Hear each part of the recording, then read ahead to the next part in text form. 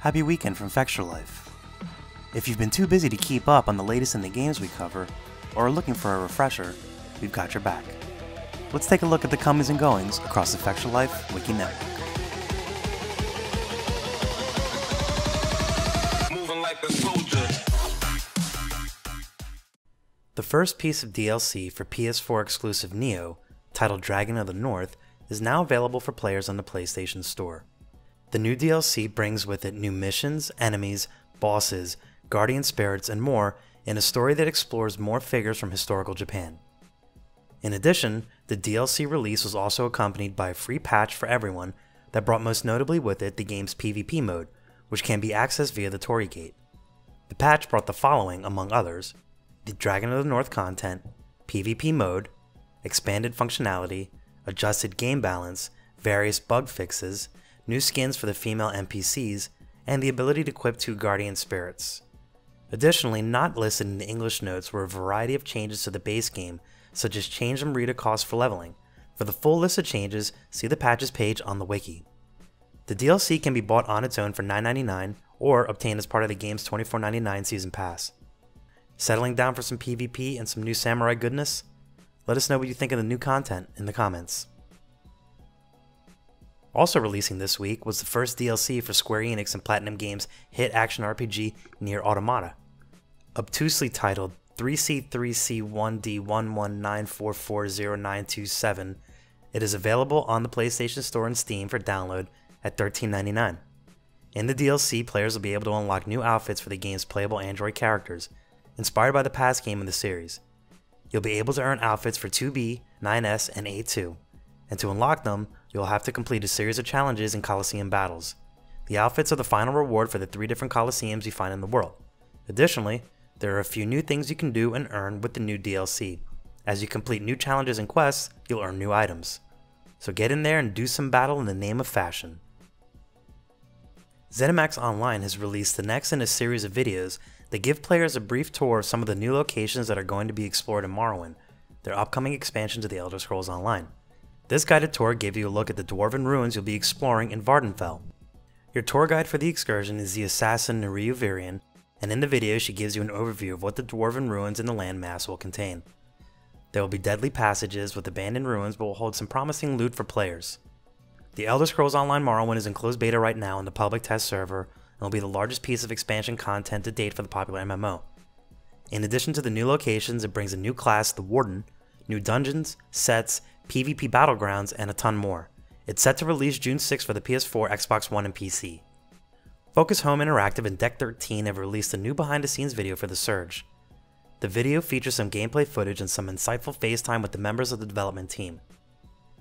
The video goes on to look at the design considerations that went into the game's combat, such as its hitboxes, the enemies that you'll be squaring off against, the target loot equip feature that forms the spine of the game, and much more. We also get a look at some of the motion capture that we used to make the combat feel even more realistic. We recently spent some hands-on time with The Surge and put together an extensive look at all of the game's mechanics and how it feels to play the game, which you can watch on our channel. The Surge is set to release May 16th for the PS4, Xbox One, and PC. Keep checking with us for more. Bandai Namco has released a debut trailer for Code Vein, their upcoming vampire-inspired action RPG, developed internally by the team responsible for the God Eater franchise. The new trailer highlights the mysterious and captivating universe found in Code Vein, along with a quick look at the game's thrilling weapon-based combat. The trailer also teases the game's companion gameplay mechanic. As players venture out into the world, they will be able to choose a partner companion from the various residents of Vein. Added strategy presents itself when players choose companions that complement their playstyle to give them a fighting chance against the vicious enemies they'll be up against through their journey. Thoughts on the announcement trailer? Let us know what you think about the game, and keep checking back with us for more. THQ Nordic and Gunfire Games have officially announced Darksiders III for the PS4, Xbox One, and PC, and did so with a slick new launch trailer. You'll be returning to the apocalyptic planet Earth in Darksiders 3, which is a hack-and-slash adventure where players take on the role of Fury now in their quest to hunt down and dispose of the 7 deadly sins. The Charred Council calls upon Fury to battle from the heights of heaven down through the depths of hell in a quest to restore humanity and prove that she is the most powerful of the horsemen. As a mage, she'll rely on her whip and magic to restore the balance between good and evil. The expansive game world is presented as an open-ended, living planet that is dilapidated by war and decay. Fury will move back and forth between environments to uncover secrets while advancing the story. Some new screenshots were also released with the trailer that show the game's diverse settings and the long-haired protagonist. Pretty exciting stuff. Fans of the franchise have long wondered if a third installment would see the light of day after THQ and Nordic combine, and now it's going to. The first 2 games of the franchise featured war and death, and a Zelda meets God of War gameplay feel. Darksiders 2 expanded upon the formula by introducing some open world and light RPG elements, and it seems as if Darksiders 3 will continue that evolution. This is one we'll definitely be keeping an eye on. Guerrilla Games has announced a patch for Horizon Zero Dawn that will release next week for players of the hit sandbox RPG. The big feature for the update is a new photo mode which will be adding 3 new filters, the ability to show a grid, an option to add greetings from to the image, the ability to select different poses for Aloy, select the facial expression, and make her look into the camera. Beyond that, the update will include a slider that will adjust the aim sensitivity of the camera, a map legend where you're able to filter in icons, more HUD customization options, the ability to hide headgear, and more. The update also adds some Spanish language support for North American copies of the game. Robust photo modes are underrated features, and anyone who's played around with the one in Uncharted 4 will tell you how much fun it is to set up picturesque shots. In graphically brilliant games like Horizon, it's an opportunity to slow down and appreciate all the effort that has gone into it, as well as take some stunning images. Piranha Bytes has released a new gameplay trailer for Elix, their upcoming open action RPG set to release for the PS4, Xbox One, and PC. The new trailer explores one of the factions in the game, the Berserkers. Having found a way to transmute Elix into pure mana, the Berserkers are transforming Magellan's shattered waste into lush, living woodland. The Berserkers decline any kind of tech. Their city looks right from medieval times. When it comes to combat, they rely on swords, axes, crossbows, and magic. Pretty interesting stuff. There will be several factions in the game competing over control of the planet and its limited resources, and the Elix substance will play a huge part in that. We had some hands-on time with the game at last year's E3, and are looking forward to seeing how this game develops. Keep checking back with us for more. The Kickstarter campaign for Cradle Games' Souls in Space RPG Hellpoint has entered its final week, and it's going to be close as they head towards their final push. To drive up some awareness, the studio streamed the game from their Twitch channel this past Saturday, where they played through the game and gave folks a chance to meet the dev team. We recently put together a preview of our hands-on time with the game and felt that it had good potential, so much so to merit a backing. The controls and combat were very fluid for a game so early in development, and the horror vibe was unlike anything in the Soulsborne series had ever touched, and had jump scares that reminded us of Dead Space. You can check out our preview vid on the channel. Don't just take it from us, you can download the demo on Steam and try it out yourself. If you dig its promise as we did, you can head to their Kickstarter page to help get it going. They have some pretty reasonable backer tiers. There's nothing wrong with more souls in our lives now, is there? With upcoming games like Bloodstained Ritual of the Night and Runic helping to restore the Metroidvania genre to prominence, we're seeing a resurgence of interest in that straightforward exploration experience.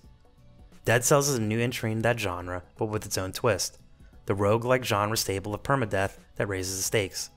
Check out our video preview of the game that we put on our channel this week, or read about it more on the blog. The gameplay of Dead Cells looks promising, even from the perspective of a masochistic player. It seems to be taking the best of things we love about games like Castlevania, Salt and Sanctuary, and Rogue Legacy, and applying its own unique approach. It heads into early access on May 10th. Check out some of the reviews we put on the blog this week of Persona 5, Little Nightmares, and Moonfall. Persona 5, for us, was half visual novel, half dungeon crawl, all awesome. 100 hours of actually meaningful content, a unique combat system, excellent writing, and extremely unsubtle social commentary, all wrapped in a stylish package. It's definitely not for everyone, but if you spent the last 10 years wishing they still made JRPGs like they did in 2006, and you're willing to put in a lot of time, then this is probably the game for you. Little Nightmares, from Bandai Namco and Tarsier Studios, is an evocative and very creative adventure platformer. It's clear that the developer was invested in making this not only a game but an experience. It explores themes of childhood and some of our deeper fears, although its lack of story context does leave it a bit more abstract than it needs to be. The gameplay of the puzzles are well designed, and escaping to the next is a harrowing and rewarding experience. Although short, the experience is tense and meaningful. There is enough to ponder here philosophically to merit a look.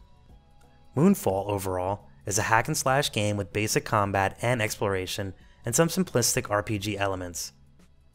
While its 2D hand-drawn art is gorgeous to look at, Every other aspect is pretty average. If 2D beat-em-ups are your thing, it might be worth checking out. And that's a wrap for the Week in Wikis. We're looking forward to another great week of gaming fun. Don't forget to check out our VIP program for some exclusive supporter benefits, and budding writers should take advantage of our Become an Author initiative. Thanks for a great week, and as always, keep checking in with us for news, reviews, YouTube streams and videos, and general wiki goodness. Follow us on social media for all the latest and greatest. The more followers we get, the larger the army of the Fexes grows.